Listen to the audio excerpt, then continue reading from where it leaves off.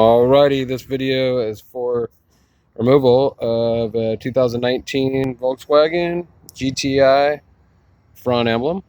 Okay, this is it off of here. It's got the 3 clips on top, and it has these 2 little hook-like ones on the bottom.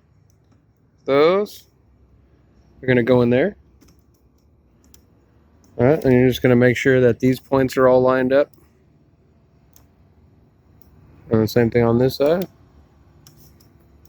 Again, those things inside those holes. Push on this top one a little bit, and it'll click in. To remove it, you want to start with the top.